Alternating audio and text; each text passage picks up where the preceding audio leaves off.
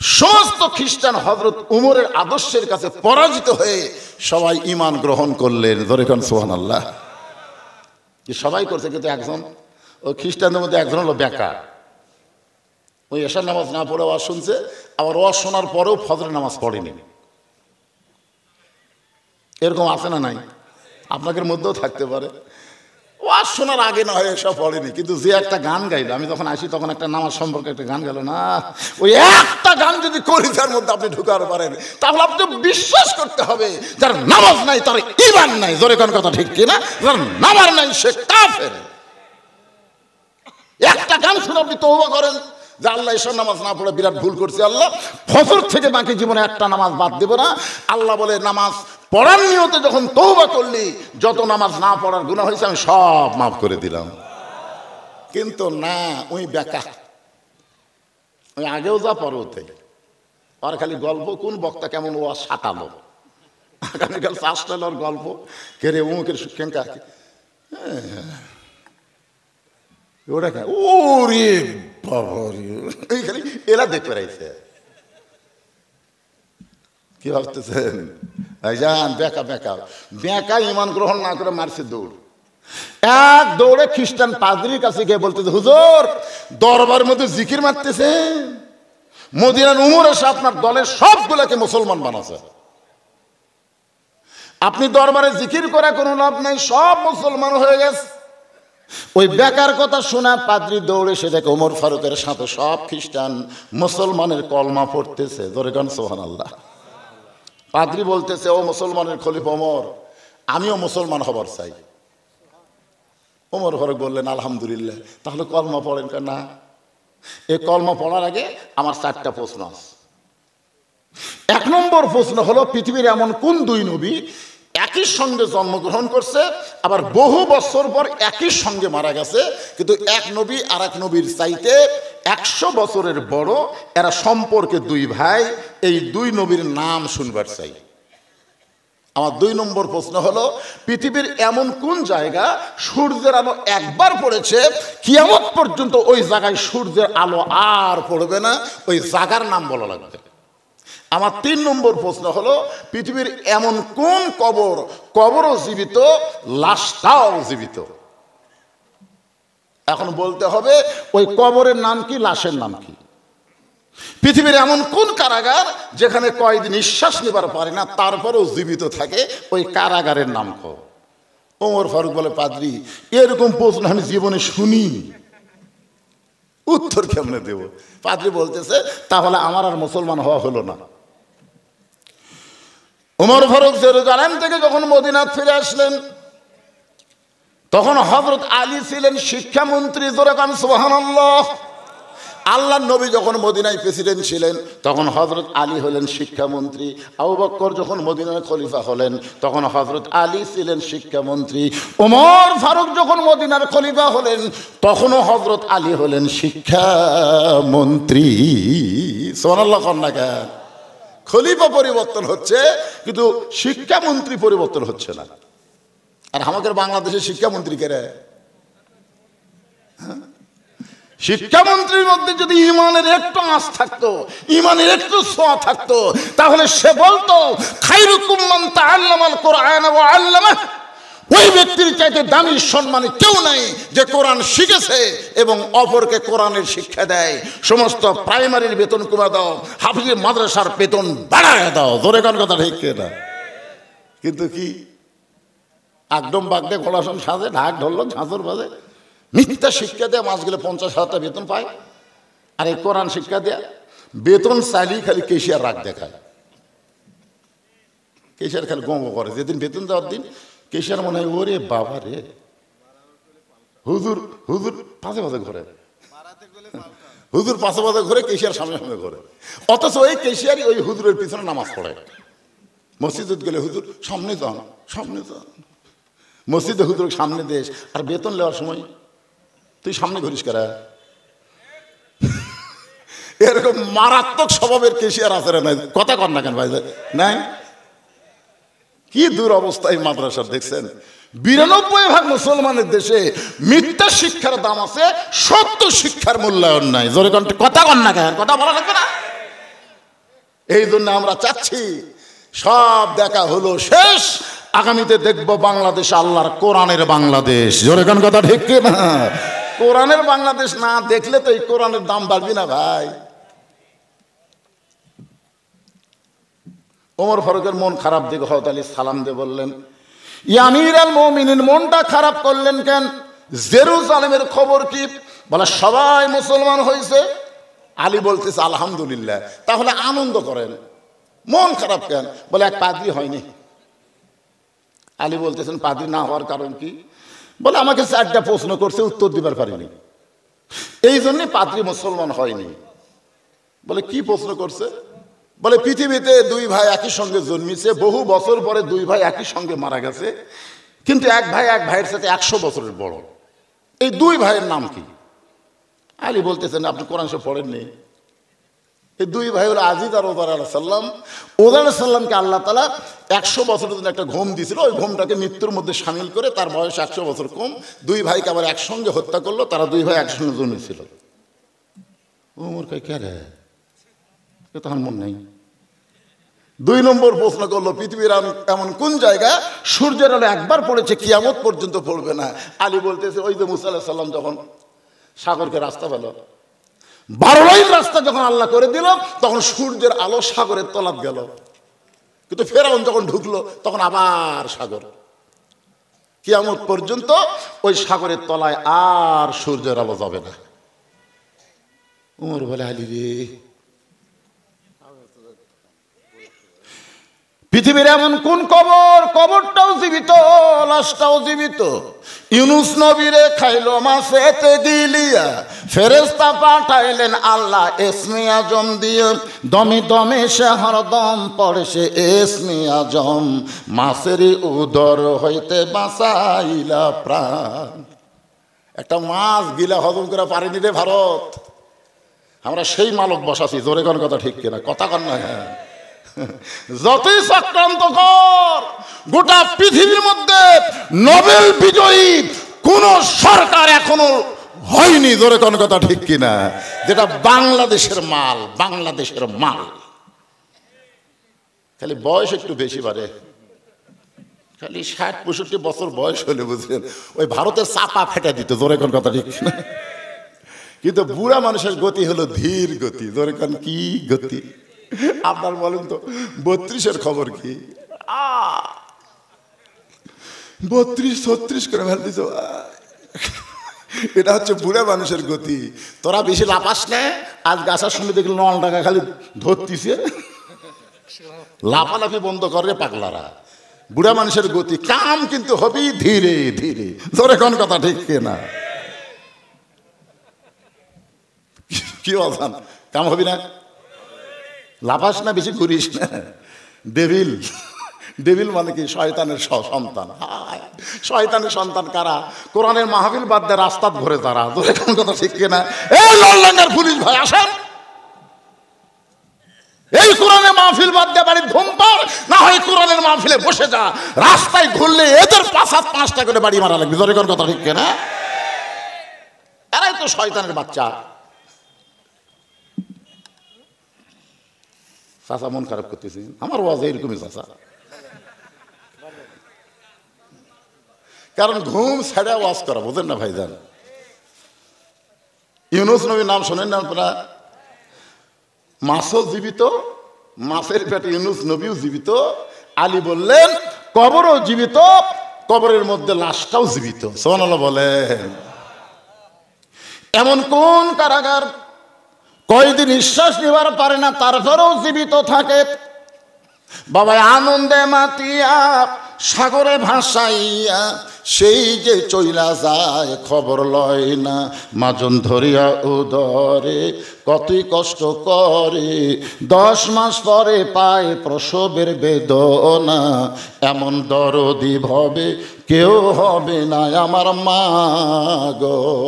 মায়ের পেটে যখন সন্তান থাকে, ওইটা এমন একটা কারাগার, সন্তান নিঃশ্বাস নিবার পারে না, তারপরও আল্লাহ তাআলা তাকে জীবিত রাখে।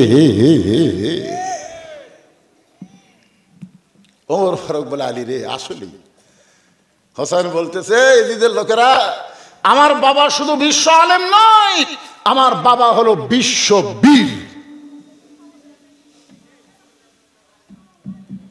কেমন বীর? এটা কি মাদ্রাসার বাচ্চারা এরকম করতেছে নাকি? এরা কে চিল্লাচিল্লি করে? কে?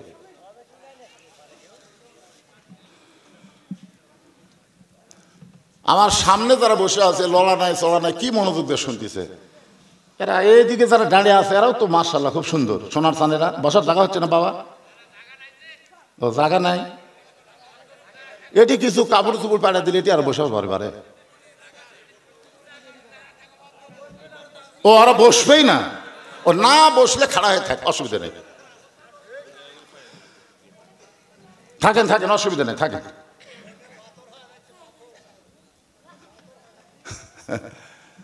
একটু জিকির করে আবার আলোচনা শুনি। লা ইলাহা ইল্লাল্লাহ, লা ইলাহা ইল্লাল্লাহ, লা ইলাহা ইল্লাল্লাহ, লা ইলাহা ইল্লাল্লাহ, লা ইলাহা ইল্লাল্লাহ, লা ইলাহা। আমার নানা শুধু বিশ্ব নবী না, আমার নানা হলো বিশ্ব নেতা। মনে আছে না? ভুলে গেছেন? কেমন নেতা ছিলেন? নবীর একটা দৃষ্টান্ত দেই, আপনারা শোনেন। আসরের নামাজের পরে আল্লাহর নবী যখন আলোচনা করতেছেন, এমন সময় নবী তাকায় দেখে পিছনে একজন সাহাবী দাঁড়িয়ে আছে। আল্লাহ রাসূল বলেন, এজলেস ইয়া সাহাবী, এ সাহাবী তুমি বসো। যেরকম ইনারা দাঁড়িয়ে আছেন, আল্লাহ রাসূল বলেন বসো। ওই সাহাবী ছোট বাচ্চার মতন কান্দের, বলে রাসূলুল্লাহ আমি হইলাম একজন রাখাল। হযরত বেলাল যখন আযান দিয়েছে, যে বলেছে হযরত বেলাল যখন আযান দিয়েছে, নবী আমার ছোট বাচ্চার মতন কাঁদতেছে। আবু বকর বলে, রাসূলুল্লাহ হযরত বেলাল আযান দিয়েছে, এই কথা শুনে আপনি কেন কাঁদেন? রাসূল বলেন, আবু বকর বেলালের আযান শুধু দুনিয়ার মুসলমান নয়, বেলালের আযান আল্লাহর আরশ পর্যন্ত পৌঁছে যায়। রাখাল বলতেছে, ইয়া রাসূলুল্লাহ বেলালের আযান শোনার সঙ্গে সঙ্গে আমি আপনার পিছনে নামাজ পড়ার জন্য দৌড় শুরু করি, কিন্তু এত দূরে আমি রাখাল চলছিলাম, আমার উট দুম্বাগুলো রাইখে আমি দৌড়ানো শুরু করতে আস্তে আস্তে আমার এত দেরি হয়ে যায়, আমি মসজিদের ভিতরে কোনো জায়গা পাইনি, মসজিদের বারান্দা তো আমার জায়গা হয়নি। একেবারে সবার শেষে আপনার পিছনে আসরের 4 রাকাত নামাজ পড়ে, হুজুর আপনি যখন আলোচনা করতেছেন আমি দূরে বসে আপনার আলোচনা শুনতে চাই, কিন্তু আপনার পবিত্র চেহারা আমি দেখতে পাই না। এই জন্য দাঁড়িয়ে দাঁড়িয়ে আপনার পবিত্র চেহারা দেখে আমার কলিজা একটু শান্তি পায়। এ কথা শুনে সুবহানাল্লাহ মুখে আসলো না? আল্লাহ রাসূল বলেন, এই সাহাবীরা তোমরা নড়ে সরে মাঝখানে রাস্তা করে দাও, তোমরা নড়ে সরে মাঝখানে রাস্তা করে দাও। প্রত্যেকটা সাহাবী নড়ে সরে মাঝখানে রাস্তা করে দিল। সবাই মনে করতেছে ওই সাহাবীকে নবী ডাকবে, তুই অত দূরে কেন, তুই আমার কাছে আয়। কিন্তু আল্লাহর নবী ওই রাখাল সাহাবীকে না ডেকে নিজেই দাঁড়িয়ে গেলেন। নিজে দাঁড়িয়ে যখন রাখাল সাহাবীর দিকে রওনা দিয়েছেন, এমন সময় হযরত ওমর নবীর জুব্বা ধরে বলতেছে, ইয়া রাসূলুল্লাহ আপনার জুতার পরশে আল্লাহর আরশ ধন্য হয়ে যায়, তোর পাহাড়ের ধুলি লাগিয়া মুসা নবীর সম্মান বেড়ে যায়, নূর নবীজির জুতার ধুলায় আল্লাহর আরশ ধন্য হয়। ওগো নবী আপনি রাখালের কাছে যাবেন কেন, বরং রাখালকে আপনার কাছে আসতে বলেন, মাঝখানে তো রাস্তা হয়ে গেছে। আল্লাহ নবী বলে, ওমর তোমার 2 চোখ দিয়ে তুমি শুধু রাখাল দেখতেছো, কিন্তু আমি নবী নেতা শুধু রাখাল দেখতেছি না, রাখালের কলিজার মধ্যে এমন একটা মহব্বত, ওই মহব্বতের কারণে আমি নবী রাখালকে কাছে গিয়ে ওকে বুকের মধ্যে নিয়ে আদর করতে চাই। নেতা কারে কয় রে মুসলমান? ইমাম মালিক রহমতুল্লাহ আলাইহি এই হাদিসটা নকল করে বলতেছেন, পৃথিবীর যেখানেই তোমরা থাকো না কেন, বিশ্বনবীর সুন্নত আদর্শ যদি গ্রহণ করো, লাকাদ কানা লাকুম ফি রাসূলিল্লাহি উসওয়াতুন হাসানা, তাকে যদি সত্যিকার নেতা গ্রহণ করে, তার আদর্শ যদি গ্রহণ করতে পারো, তুমি পৃথিবীর যেখানেই থাকো না কেন, দয়াল নবী তোমার ভাঙ্গা বাড়িতেও আল্লাহ হাজির করে দিবার পারে। সেই নেতা, যেই নেতা মরেনি বাজান, মরিসা। আমরা সকলে গজল বলি, ইসলামের আলো জানায়া দিয়া নবী শুইয়া আসেন সোনার মদিনায়। শুয়ে আসে না মরে গেছে? কেউ কি বলবার পারবেন যে ইসলামের পতাকা উড়ায়া দিয়া নবী ময়রা? ময়রা আছে? তাহলে কোন নেতা? মাতাকুমুর রাসূলু ফাখুযুহু ওয়া মা নাহাকুম আনহু ফান্তাহু। হোসেন বলে, তাহলে শোনো আমার বাবা, বিশ্ব আলেম শুধু না, বিশ্ববীর। কেমন বীর? একটা দৃষ্টান্ত দিয়ে আপনারা শোনেন, হযরত আলী কেমন বীর ছিলেন শুনবেন না? আমাদের আলেমদেরকে কেমন বীর হওয়া লাগবে। আগামীর আলেম বক্তা যারা হব, হকটা গোপন রাখলে হবে না। যত বড়ই বাধা বিপত্তি আসুক, হক বলাই লাগবে। জোরে কোন কথা ঠিক কিনা? আমার আগেকার বক্তা সূরা আসরের ওয়াতাওয়াসাউ বিল হক, এই হকের উপরে কথা বলতেই পারিনি, সময় শেষ। আমি তো সূরা আসর ওয়াতাওয়াসাউ বিল হকের উপর কথা বলতেছি না। আমি হক কি, কুল জাল হক ওয়া যাহাকাল বাতিল ইন্নাল বাতিলা কানা যাহুকা। নবী আমার তিহিমা প্রান্তরে সাহাবীদেরকে নিয়ে আলোচনা করতেছেন, নবীর চোখ দিয়ে দর দর করে পানি পড়তেছে। ওসমান গনি বলে, ইয়া রাসূলুল্লাহ, এত সুন্দর আলোচনা করতেছেন হুজুর, আপনার চোখ দিয়ে পানি পড়ে। রাসূল বলে, সাহাবীরা তোমরা তো জানো না, আল্লাহ পাক আমাকে জানাইছে মক্কার সবচাইতে বড় বীর আমর। মক্কার সবচাইতে বড় বীরের নাম কি? আমর। 3.5 মণ ওজনের তরবারি নিয়ে কাবা ঘর ছুঁয়ে শপথ করে বলেছে, মুসলমানের নবীকে না মারা পর্যন্ত দুনিয়ার কোনো পানিও পান করবো না, দুনিয়ার কোনো খাদ্যও খাবো না। যে আমর প্রতি সন্ধ্যায় 21 কেজি খাদ্য খায়, সে আমর কাবা ঘর ছুঁয়ে শপথ করে বলেছে, আমাকে না মারা পর্যন্ত পানিও পান করবি না, দুনিয়ার কোনো খাদ্যও খাবে না। সে আমর এখন আমাকে লক্ষ্য করে রওনা দিয়েছে। এই খবর আমার কাছে আসার সাথে সাথে আমার চোখ দিয়ে পানি পড়তেছে। ওসমান গনি বলে, হুজুর তাহলে একটা কাম করি, আমরা সকলে মিলে দোয়া করি। আমরা সকলে মিলে দোয়া করি, আল্লাহ যেন আমরের হাত পাও অবশ করে দেয়। কি করে দেয়? অবশ করে দেয়। আল্লাহ রাসূল কিন্তু দোয়া করতে যাবেন, এমন সময় আল্লাহ তাআলা কোরআনে আয়াত নাজিল করে বললেন, নবী এই 2টা হাত খালি দোয়ার হাত না, এই 2টা হাত হলো লাঠি ধরার হাত, এই 2টা হাত হলো তরবারি ধরার হাত, এই 2টা হাত হলো বাতিলের টুটি চাপা ধরার হাত। জোরে কোন কথা ঠিক কিনা? কথা বলেন। ইয়া আইয়ুহান নাবিয়্যু হাদিল মুমিনিনা আলাল কিতাল। ওগো নবী, শুধু দোয়া করলে হবে না। মুয়াজ্জিন বলতেছে ইমাম সাহেবকে, হুজুর আমাদের ব্রহ্মপুরে যে হারে চুরি শুরু হয়ে গেছে, আপনি একটু দোয়া করেন চোরের হাত থেকে আল্লাহ যেন ব্রহ্মপুরকে হেফাজত করে। এশার নামাজের পরে ইমাম সাহেব বলতেছে, জরুরি এলান, আজকে দোয়া হবে, সবাই বসবেন। সবাই বসে গেছে। বলে 3 বার সূরা ইখলাস পড়েন, 1 বার সূরা ফাতিহা পড়েন, 11 বার দুরূদ পড়েন। সব পড়ার পরে 2 হাত তুলে দোয়া করতেছে, আল্লাহ আল্লাহ চোরের হাত থেকে ব্রহ্মপুরকে আল্লাহ তুমি হেফাজত করো আল্লাহ, আর যেন এই গ্রামে চুরি না হয়। চোর মসজিদের জানলার পাশ থেকে বলতেছে আমিন আমিন, কারণ চোরও দোয়ার পক্ষে। বিশ্ব ইজতেমায় যখন দোয়া হয়, আমার এলাকার বহু লোক মাইকে নিয়ে যায়, কোথায় যাচ্ছ বাবা? বলে আখিরি মোনাজাত। মোনাজাত ধরে যাচ্ছে, সবাই সুদ খায় ঘুষ খায়, মোনাজাত আর কোনো সমস্যা নেই। মোনাজাতে কোনো সমস্যা আছে? নাই তো। চোর বলতেছে আমিন। চোর জানে তোরা দোয়া করে ঘুমা যা, তারপর আমার কাম আমি করবো। আর ইমাম যদি বলে মুয়াজ্জিন সাহেব এশার নামাজের পরে কোনো দোয়া হবে না, এই 2 হাতের 1 হাতে দাও নিবে আর 1 হাতে বাঁশ থবে দেবে, যে 3 হাত করে একটা করে লাঠি বানাবা। সবাই 3 হাত করে একটা করে লাঠি বানাবা। কোন রাস্তাতে চোর আসা সন্দেহ হয়, ওই রাস্তায় গোপনে তোমরা 5 জন 5 জন করে দাঁড়ায়া থাকবা। চোর ঢুকে কোন দিক দিয়ে? আপনারা বলেন তো, এ কথা শোনার পরে চোর আমিন কবি? আমিন। আল্লাহ নবী বললেন, সাহাবীরা রে, ওই মহাবীর আমর আমি